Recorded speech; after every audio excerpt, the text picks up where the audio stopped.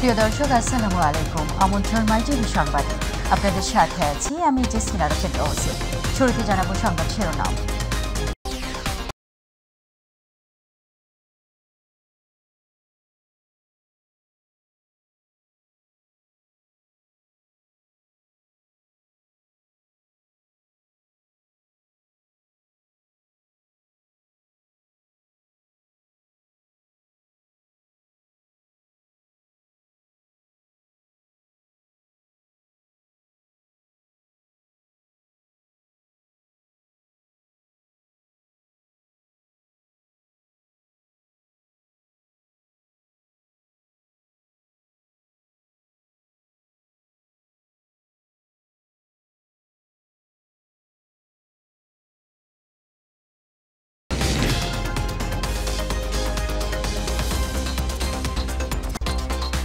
শুনছিলেন সংবাদ শিরোনাম, এবার চলে যাব পুরো সংবাদে। প্রধানমন্ত্রী শেখ হাসিনা বলেছেন, ৭৫-এ বঙ্গবন্ধুকে হত্যার পর মুক্তিযোদ্ধা হিসেবে পরিচয় দিতে ভয় পেতেন মুক্তিযোদ্ধারা। তিনি বলেন, যারা মুক্তিযুদ্ধের সময় পাকিস্তানকে সাহায্য করেছিল তাদের কাছে বাংলাদেশ সৃষ্টি গ্রহণযোগ্য ছিল না।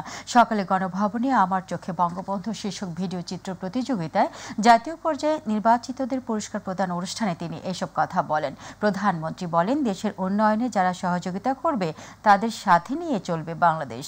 আরও জানাচ্ছেন আতিকুর রহমান তিতাস। হাজার বছরের শ্রেষ্ঠ বাঙালি, স্বাধীনতার স্থপতি জাতির পিতা বঙ্গবন্ধু শেখ মুজিবুর রহমান। তার নেতৃত্বেই দীর্ঘ ৯ মাসের রক্তক্ষয়ী মুক্তিযুদ্ধে স্বাধীন হয় লাল সবুজের বাংলাদেশ। নতুন প্রজন্মের চোখে কেমন ছিলেন বাঙালি জাতির রূপকার বঙ্গবন্ধু তা অবলোকন করতেই সারা দেশে আয়োজন করা হয় আমার চোখে বঙ্গবন্ধু শীর্ষক ১ মিনিটব্যাপী ভিডিও চিত্র তৈরি প্রতিযোগিতা। সকালে গণভবনে প্রতিযোগিতায় জাতীয় পর্যায়ে নির্বাচিতদের সম্মাননাপত্র, ক্রেস্ট ও আর্থিক পুরস্কার তুলে দেন প্রধানমন্ত্রী শেখ হাসিনা। এ সময় প্রধানমন্ত্রী বলেন, পাকিস্তানি শাসক গোষ্ঠী কর্তৃক নির্যাতন নিপীড়নের শিকার বাঙালির মুক্তিই ছিল বঙ্গবন্ধুর একমাত্র লক্ষ্য। তিনি বলেন, সব বয়সী মানুষের মনে দেশ স্বাধীন করার চেতনা সৃষ্টি করেছিলেন জাতির পিতা। আমাদের যুব সমাজ থেকে শুরু করে, নারী সমাজ থেকে শুরু করে বয়োবৃদ্ধ প্রত্যেকেই যুদ্ধ করতে হবে, দেশ স্বাধীন করতে হবে, শত্রুমুক্ত করতে হবে, এই চেতনাই কিন্তু ছিল। এই চেতনাটা সৃষ্টি করা কিন্তু একটা বিরাট কাজ ছিল, যেটা জাতির পিতা বঙ্গবন্ধু শেখ মুজিব সারা বাংলাদেশের মানুষের মাঝে এই চেতনাটা তিনি ছড়িয়ে দিতে পেরেছিলেন, এই চেতনায় মানুষকে উদ্বুদ্ধ করতে পেরেছিলেন।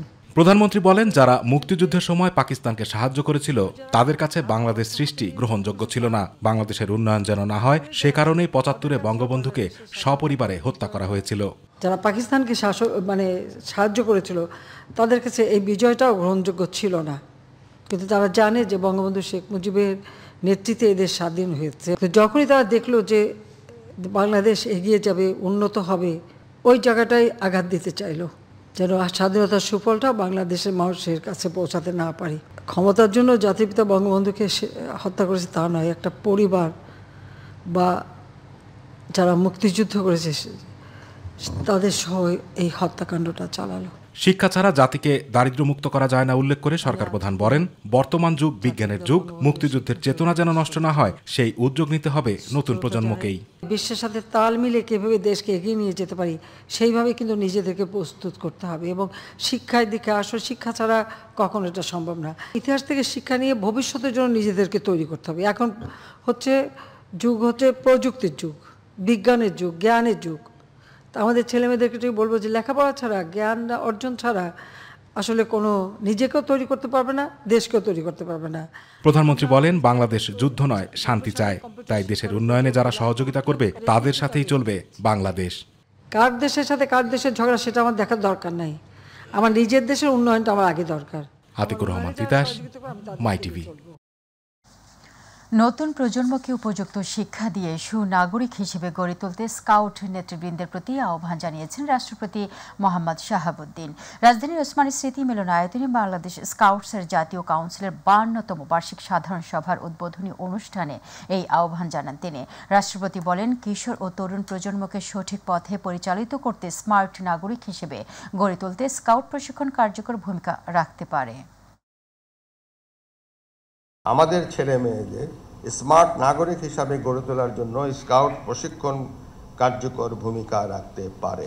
তারা যাতে শৈশব, কৈশোর ও যুব বয়সে সঠিক পথে পরিচালিত হয়, সুনাগরিক হিসাবে গড়ে ওঠে এবং মাদক, সন্ত্রাস ও দুর্নীতিমুক্ত স্মার্ট বাংলাদেশ গড়ার কাজে এগিয়ে আসতে পারে, সে লক্ষ্যে আপনাদের আরও বেশি তৎপর হতে হবে।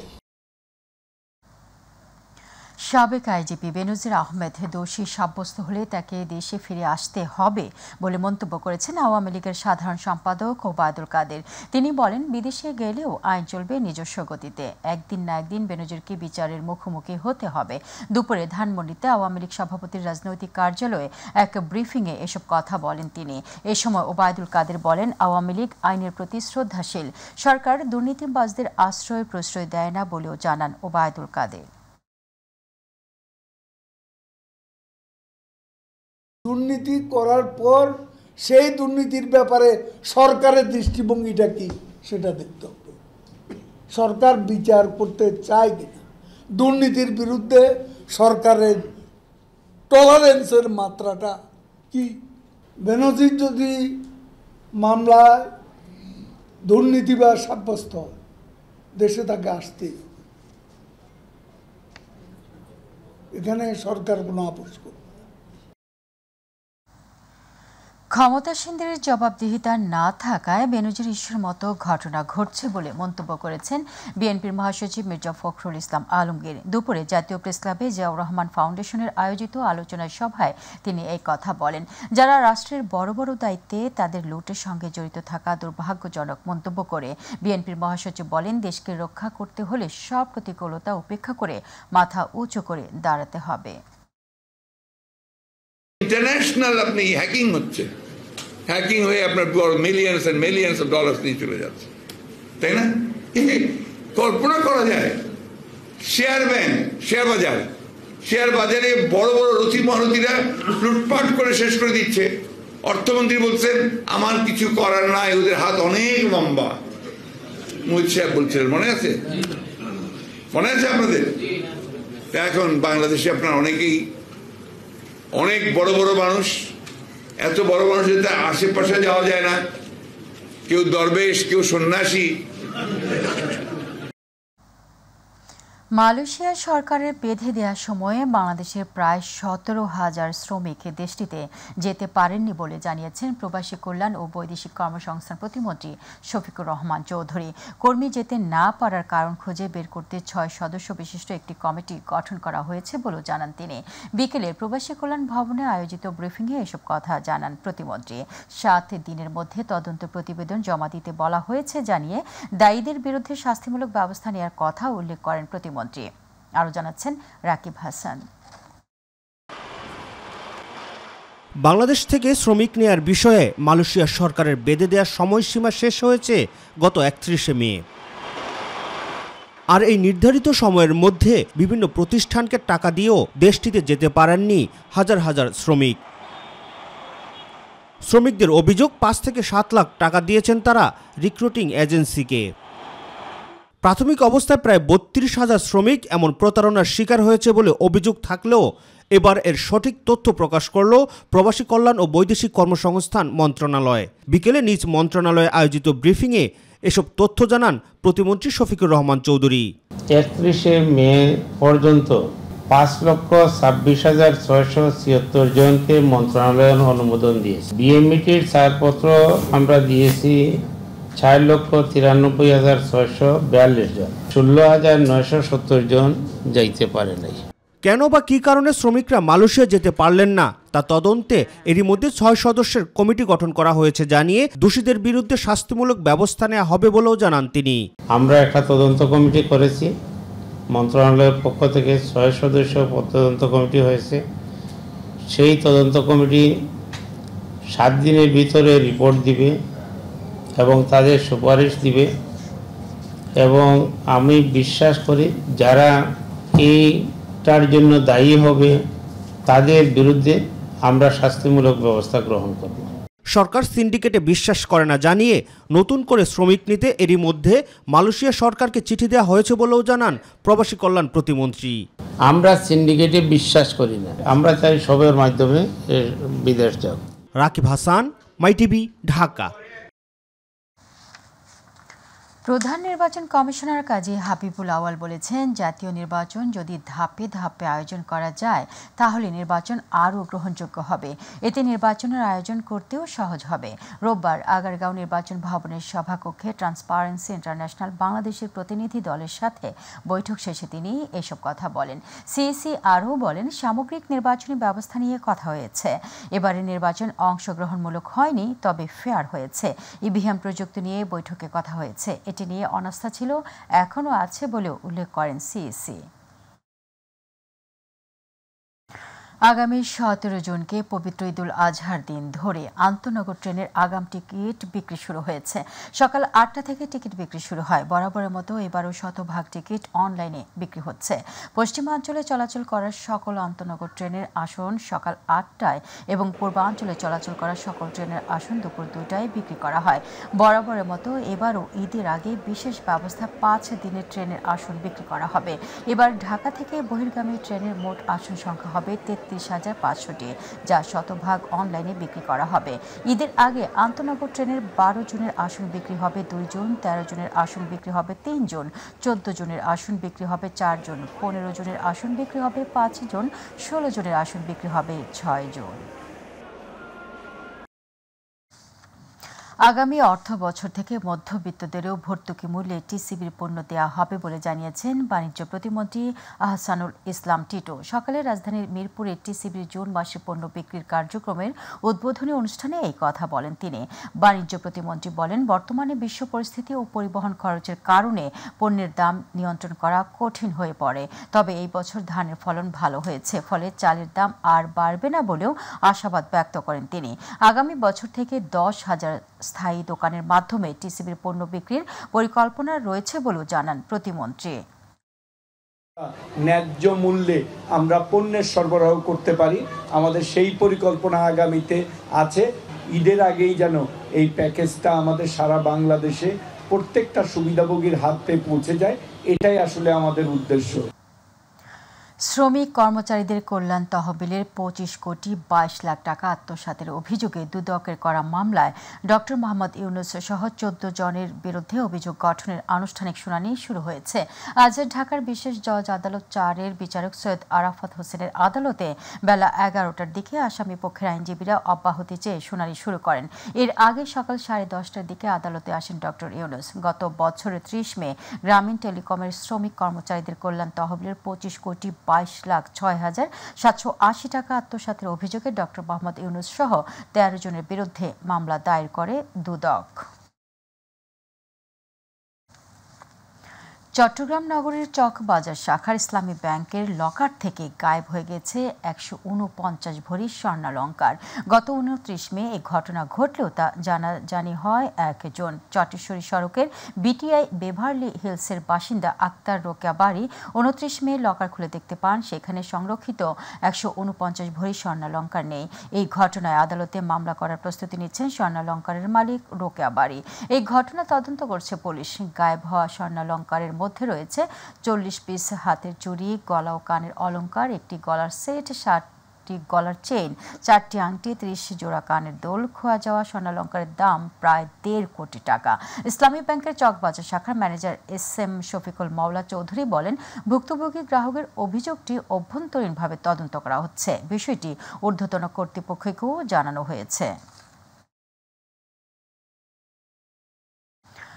বন্যার পানিতে বন্দী সিলেটবাসীর জন্য স্বস্তির আভাস দিয়েছে বন্যা পূর্বাভাস ও সতর্কীকরণ কেন্দ্র। তারা আগামী 24 থেকে 72 ঘন্টার মধ্যে জেলার নিম্নাঞ্চলের বন্যা পরিস্থিতি উন্নতির আভাস দিয়েছে। তবে উত্তরাঞ্চলের প্রধান প্রধান নদ নদীর পানি আবার বাড়ছে বলে সতর্ক করা হয়েছে। ঘূর্ণিঝড় রেমালের প্রভাবে ভারী বৃষ্টি ও উজান থেকে নেমে আসে পাহাড়ি ঢলে সিলেটের 13টি উপজেলার মধ্যে 8টি বন্যা আক্রান্ত হয়েছে। সুরমা নদী তীরবর্তী সিলেট নগরীর নিম্নাঞ্চলও পানিতে তলিয়ে আছে। সিটি কর্পোরেশনের 9টি ওয়ার্ড, সদর উপজেলার 7টি ইউনিয়ন সহ অনেক এলাকা বন্যায় প্লাবিত হয়েছে।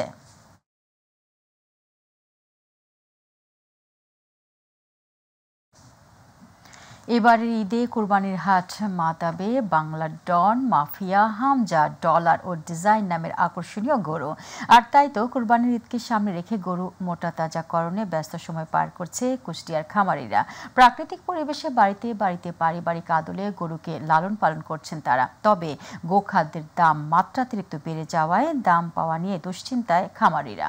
প্রতিনিধি আব্দুর রাজ্জাক বাচ্চুর রিপোর্ট, জানাচ্ছেন শামস তাবরিজ উচ্ছ্বাস। কুরবানির হাটে দেশীয় গরু হিসেবে কুষ্টিয়ার গরুর বিশেষ চাহিদা রয়েছে। আর তাই তো কুষ্টিয়ার কুরবানির হাট কাঁপাতে প্রস্তুত করা হচ্ছে হামজা, বাংলার ডন, মাফিয়া, ডলার ও ডিজাইন বাহারি নামের গরু।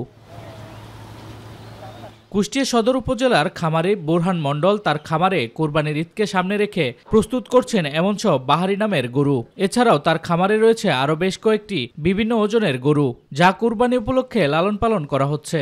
এই সেক্টরে দেখা যাচ্ছে গরু পুষছি, কোনো মেডিসিন খাওয়ার না, ছোলা, সাগো, ফেসারি, কুসুরি, গুড়, গম, এগুলা দিয়ে ঘাস, এগুলা দিয়ে মানুষ করছে। এবছরে গোখাদ্যের দাম হিসাবে আমরা ন্যায্য মূল্য পাওয়ার আশা করছি না। গরু যদি পাও, ইন্ডিয়ার গরু না ঢুকলে আমরা আশা করছি ন্যায্য মূল্য পাবো। যে আমরা আশা করি বছর ভর গরু পালবো, কোরবানির সময় বড় লোকের কাছ থেকে আমরা কিছু টাকা উদ্ধার নেবো, এই কারণে ওই টাকা নেই আমরা ছেলে মেয়ে নিয়ে আবার চলবো, আবার গরু পালবো। প্রাকৃতিক উপায়ে গরুগুলোকে লালন পালন করা হয়েছে। নিয়ম করে প্রতিদিন 3 বেলা করানো হচ্ছে গোসল, তাজা ঘাস, খড়, ভুসি, খৈল খাওয়ানো হয়। মোটা তাজা করতে কোনো প্রকার ঔষধ বা খাবার দেয়া হয় না। মেলা রকম জাতের গরু, গরুগুলো খাওয়া দাওয়া ধরেন ভালো, দেখতেও ভালো লাগে। খাওয়ায় ভুট্টা, ছোলা, গম, ফেসারি, ওইগুলো। আমরা অনেক পরিশ্রম করে গরুগুলো খাওয়াই। পরিশ্রম না করলে তো গরুগুলো খড় তাজা হয় না। ঢাকা থেকে বড় বড় পার্টি আসে, সে পার্টিরা দেখাশোনা করে, তারাই গরু কিনে নিয়ে যায়। বাহারি নামের এসব গরু দেখতে প্রতিদিন দূর দূরান্ত থেকে আসছেন ক্রেতা ও দর্শনার্থীরা। আমরা দেখতে আসি অনেক দূরে থেকে, এই গরু দেখতে খুব ভালো লাগে, তাই আমরা দেখছি। খামারিরা যাতে গরুর সঠিক দাম পায় সে লক্ষ্যে অনলাইনের মাধ্যমে গরু বিক্রি সহ বেশ কিছু পদক্ষেপ নেওয়া হয়েছে বলে জানিয়েছে প্রাণী সম্পদ বিভাগ। আমাদের প্রতিটা উপজেলায় আমাদের যারা অফিসার রয়েছে, আমাদের মাঠকর্মী রয়েছে, তারা খামারে খামারে গিয়ে তারা আমাদের কুরবানির যোগ্য যেগুলো পশু সেগুলো প্রতিপালনের জন্য আমাদের যে দেশীয় টেকনোলজি, প্রযুক্তি, এগুলো ব্যবহার করার জন্য তাদেরকে পরামর্শ দিয়েছে। জেলায় 18,000-এর অধিক খামারে 1 লাখের বেশি গরু ও 1 লাখ ছাগল এবং বেশ কিছু মহিষ কুরবানির জন্য প্রস্তুত করছে। শামস তাবরিজ উচ্ছ্বাস, মাই টিভি নিউজ ডেস্ক।